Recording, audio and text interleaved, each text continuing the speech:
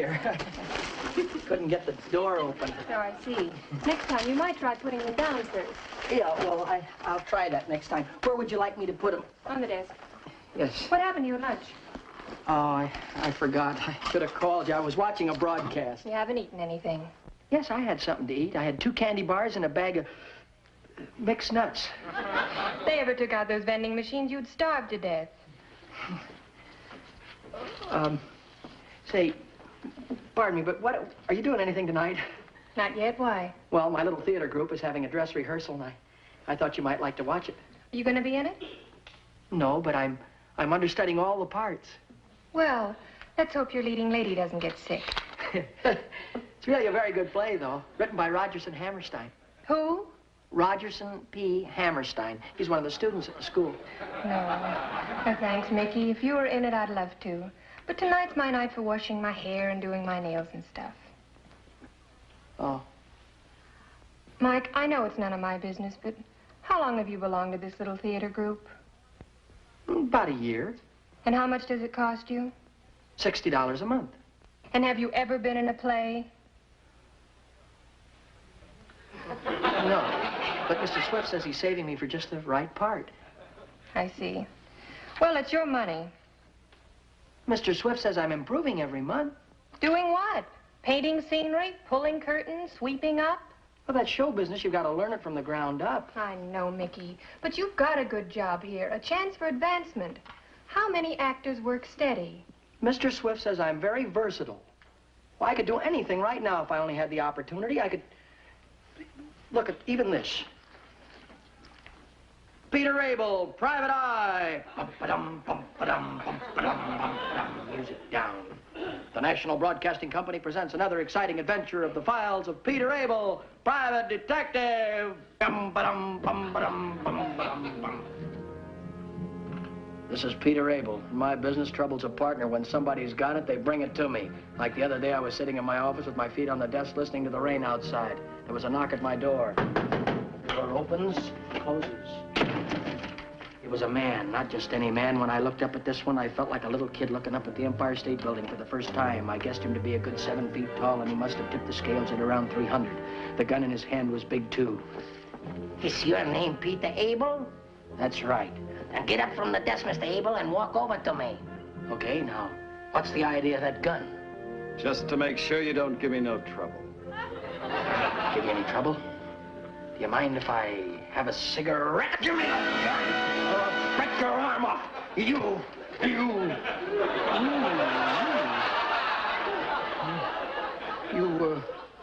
You can keep it. Thanks. It wasn't loaded anyway.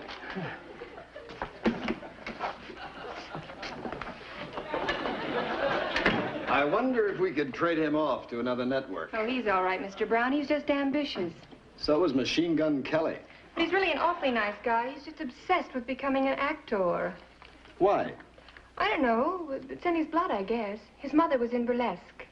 What does his father do? Juggle? No, he's a policeman. It's kind of romantic the way he met Mrs. Mulligan. He was with a squad that raided the theater where she was, dancing. Well, it must have been a case of love at first sight. Mr. Brown. Well, I wish him luck, but he hasn't a chance in television. Why not? Well, he's too small to be a wrestler and too big to be a puppet.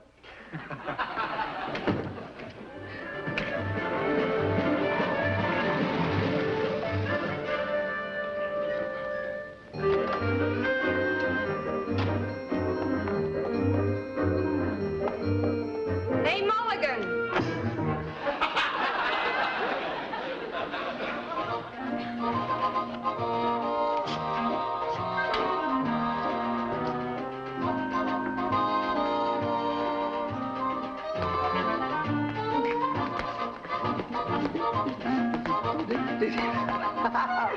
Oh, my goodness. You have a nice day. Well, let's just say it was par for the course. Is Dad home yet? Oh, not yet. It's pay night. He'll be stopping for the beer and the flowers. Well, I've got a rehearsal at 7 o'clock. I'm going to go wash up.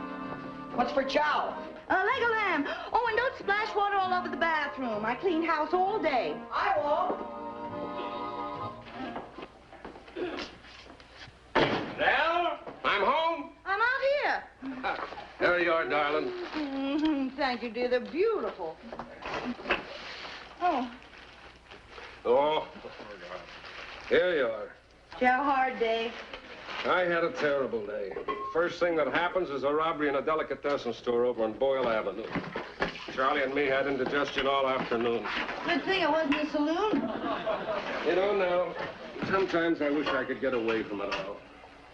Why don't you join the Foreign Legion? It'll be better than what I've been doing for the last 29 years. Why does everybody hate a cop? Not everybody. Oh, you're one in a million. Honest to Pete now. People just don't appreciate what you try to do for them. I try to do my duty, be polite and courteous like the book says, and what happens? Like this afternoon, we get a call, a guy's beating up his wife at 4th and Jefferson. Charlie and me go over and pull the guy off, and what do you think she does? Hmm? What in the world? She bit me. Look at that. Hi, Dad. What's that? Oh, nothing. It's just a scratch. You going out tonight? Yeah, I've got a rehearsal at 7 o'clock. I might have known. Or you can waste your time with such shenanigans when you could be studying the police manual and making a fine future for yourself. Oh, Dad, don't start that again, Hey, please. you listen to your father, Michael. You make a lot of fine friends on the force. If you're lucky, you might even get bitten on the leg. Bitten on the leg. Is that what happened? You didn't... All right. I give up. And it might interest you two wise guys to know there's a cleanup campaign coming up against them phony dramatic schools that take poor suckers' money and tell them they're going to put them in pictures. The Jonathan Swift Academy of Drama and Theater Arts is above reproach. Maybe it is, but you've been going to that school for nearly a year now, and I haven't seen you in a play yet. Oh, that's because... You ask me, I don't think this Jonathan Swift knows talent when he sees it. All right, Swift, then. He don't know talent when he sees it. He knows talent when he sees it, Here, Dad. Michael, put the bread on the Just haven't had table. the right part yet. Joe, have a beer and cool off. All right.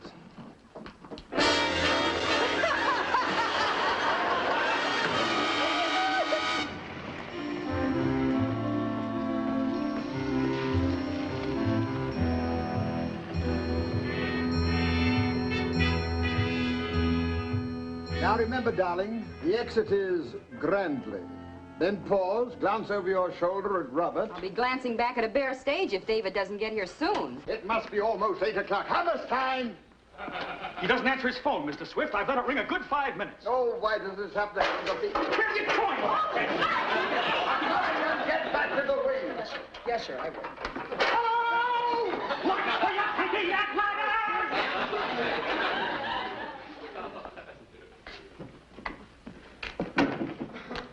David, where have you been? Mr. Swift is very upset. It isn't like you to be late for a dress rehearsal. Well, Yes, Mr. Swift. there you are. Mr. Lambert, may I remind you the first rule of the theater is punctuality.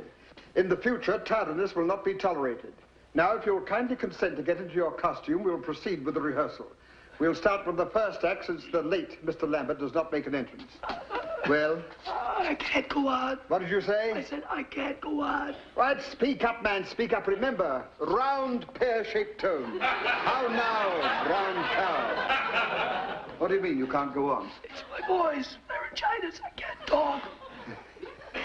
Well, these sort of things will happen and must be taken in stride. But remember the one thing I've always told you. The first rule of the theater is the show must go on. We'll put on the understudy. Understudy! All right, Mr. Swift. Let the curtain just holler and I'll take it right up. Oh, hi, David. You finally got here, huh? We were worried about you. Thank you very much. What's the matter with your voice? Laryngitis. Oh, that's too bad. Have you tried lemon and honey for it? I've tried everything. Do you think you're going to be all right for tomorrow night? I'm afraid not. Well, it's a good thing you got an understudy. Understudy? That's me! Yes, Mulligan, that's you. But this is wonderful, a chance I've been waiting for. After all the work and study, all these months, my prayers have been answered. Not just a meager little walk-on, not just any little part, but the lead. Me! Me!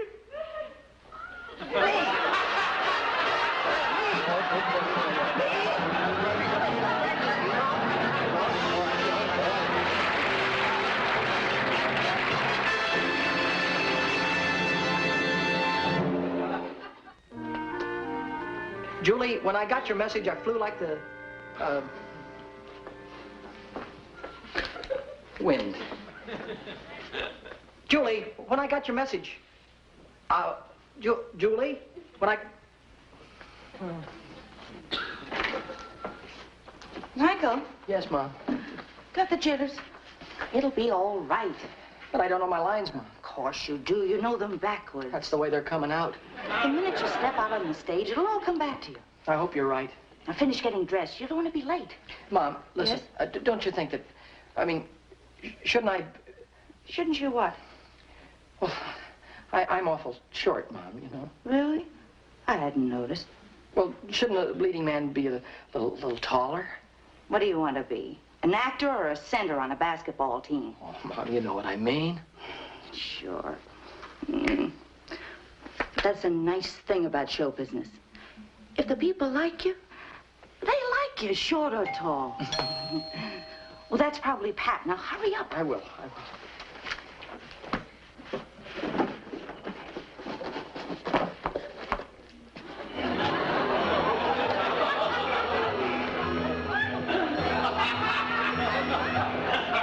Hello, Pat. Hello, Mrs. Mulligan. Hey, what a pretty dress. Thank you. Just an old rag I wear to opening nights.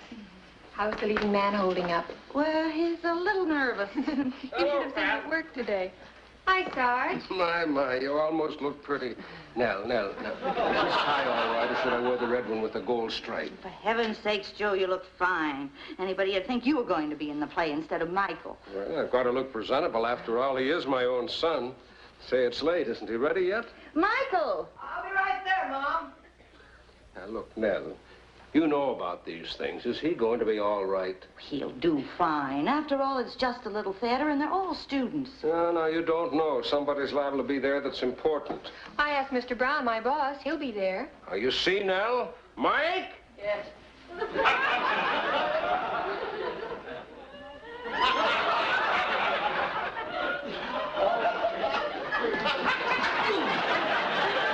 I'm ready. Hi, Pat. What the devil is that you've got on your feet? Gulliver Elevateds. I bought them yesterday. What for? To make me look taller. A lot of actors wear them.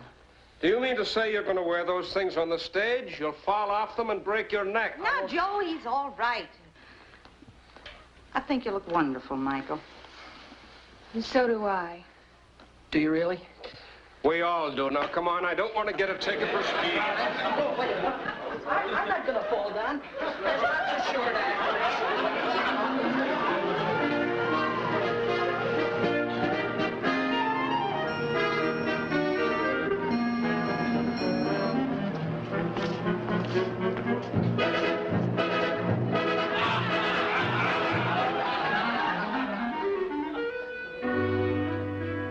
Julie.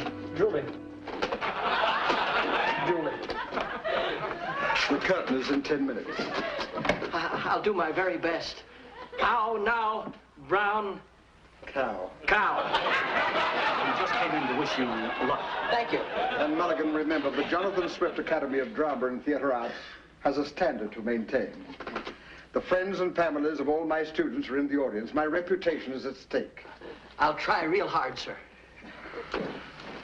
And Mulligan, my play. Those endless months of exhausting devotion. Days and nights without food or sleep. Emotions strained to the breaking point. Tears and laughter, passion and pain. My heart and blood, my very soul is the mold from which it is fashioned. It's the child of my brain. The fruit of my labor. The cornerstone of my career. The gateway to my future. Please, Mulligan, please, don't louse it up.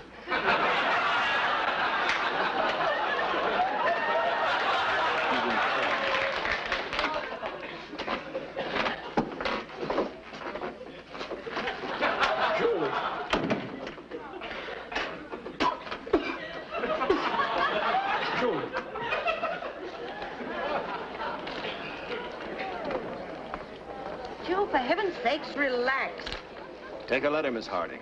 Oh, hi, Mr. Brown. I'm sure glad you could come. Well, there aren't many secretaries I'd do this for. I'd like you to meet Mickey's parents, Mrs. Mulligan, Mr. Brown. How do you do? How do you do? I wish this thing would hurry up and start. You don't mind handing the curtain, do you, Rogerson? No. It never occurred to me to have an understudy for Mulligan. Mr. Swift! How now, brown cow? You found it! Yes, owe it all to streptochlorosulfoseton. Hallelujah! Quick, in your costume. There's not a moment to lose. I'll make the announcement. Ladies and gentlemen, welcome to the Jonathan Swift Academy of Drama and Theatre Arts. This is to be the premiere of Rogerson P. Hammerstein's new drama, Tomorrow Starts September. There's been a slight change in the cast, I'm very happy to announce. The part of Robert Heather will be played by David Lambert. Thank you. Why, that's Michael's part. It is? I wonder what could have happened. I'm certainly going to find out. Oh, don't take it so hard, Mulligan, old boy. It's all part of the game. And you must admit you're not exactly the heroic leading man type, you know. I guess you're right. Mike, what's going on? What's that fella out there mean saying somebody's going to play your part? That's right, Dad. David here. Oh, David Lambert, this is my father, Mr. Mulligan. How do you do? He had laryngitis and lost his voice. He finally got it back. That's right, streptochlorosulfacetin, the new wonder drug. But, Mike, what about you? Hey, Mulligan, get out there and stand by the curtain. David, hurry up. But, Mike... That's the way it goes, Dad. That's show business. Well, very glad to meet you, Mr. Mulligan. That's a fine boy you have there.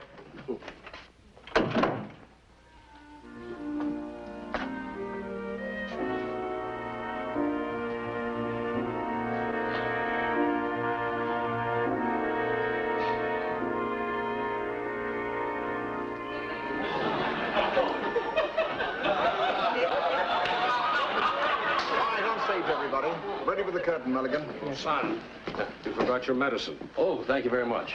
Better take another shot now. You know the old saying, an ounce of prevention. Good idea.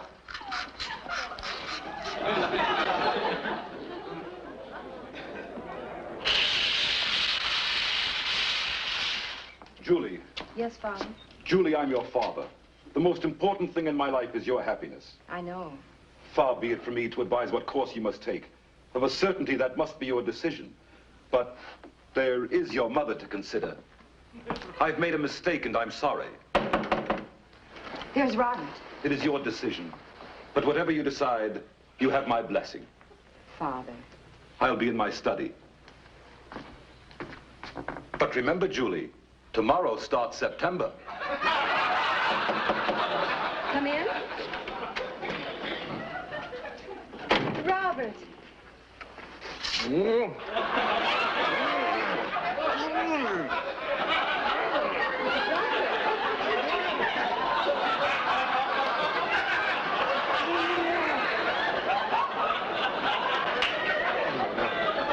No. Pull the curtain.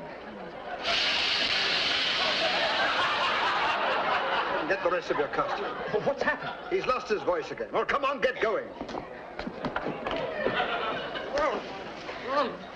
How now, Oh, I'll make the announcement. Ladies and gentlemen, due to an unfortunate mishap, there will again be a change in the cast. The role of Robert Heather will be played by Mr. Michael Mulligan. Thank you. Joe. Yes, dear. What happened? Oh, that poor Lambert kid lost his voice again. Oh. It's a shame.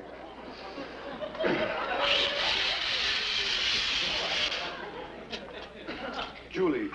Yes, Father. Julie, I'm your father. The most important thing in my life is your See happiness. what's keeping Mulligan. I know. He misses Far be cue. it from me to advise you what course you must take. That must most certainly be your decision. But there is your mother to consider. I've made a mistake, and I'm sorry. That's Robert. It is your decision. But whatever you decide, you have my blessing. Father. I'll be in my study. But remember, Julie, tomorrow starts September. Come in.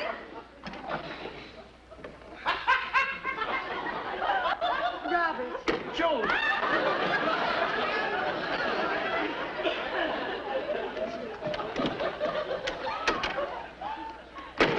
Julie!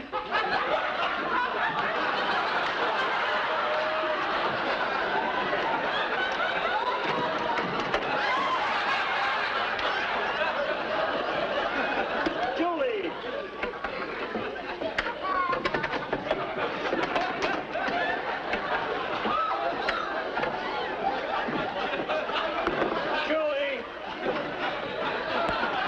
Forget the picture. Get on with the play. Julie.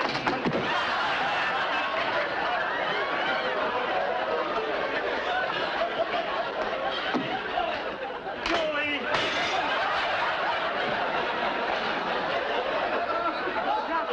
Robert, there's something I must tell you. Julie, when I got your message, I flew like the wind. Oh, Julie, darling. No. No? Robert, you must never see me again. Why not, Julie? Because I'm going to marry Stanley Shelton. Stanley Shelton?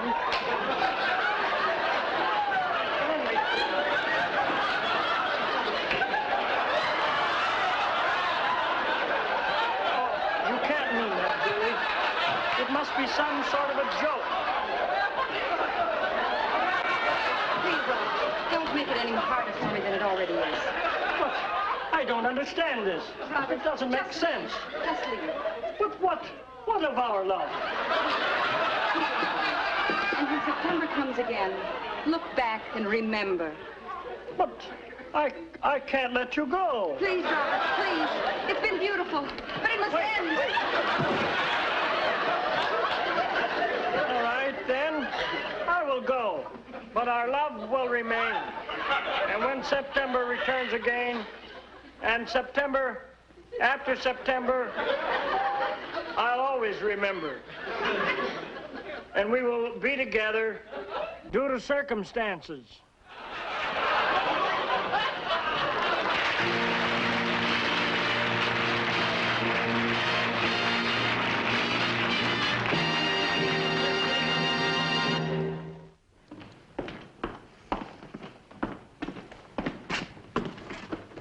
Quiet.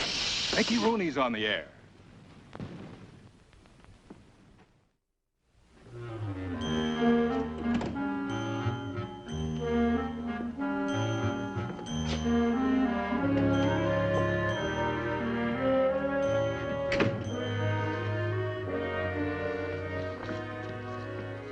Mickey, come on now, snap out of it. It isn't the end of the world. It isn't? No, it isn't. It's not so much for myself, but poor Mr. Swift. I can't stand to see a grown man cry. And poor Rogerson. If I couldn't run faster than he can, he'd be a murderer today. Well, good morning, Mulligan. Say, I'm sorry I didn't get to thank you last night. Thank me for what? I haven't had so much fun in years. I laughed myself sick. Well, you weren't supposed to laugh. It wasn't a comedy. I ruined everything. You didn't ruin anything. That was the worst piece of trash ever written. The greatest actors on earth couldn't have made anything of it. They couldn't? Of course not. At least you made the people laugh, and when you can do that, you've nothing to be ashamed of. I was telling Mrs. Brown about it at breakfast this morning. When you pulled off the doorknob. Oh, well, the door, it was... And when you smashed the vase. I hit it, knocked it. I didn't... Well, at least I'm glad he had a good time. The whole thing was a break for me, too. A break for you? What do you mean? Well, now that you're not with that Swift Academy of whatever it is anymore, you'll have a free evening to take me out. Like tonight, for instance? For instance? Now, get back to work, Mulligan. Yes, ma'am.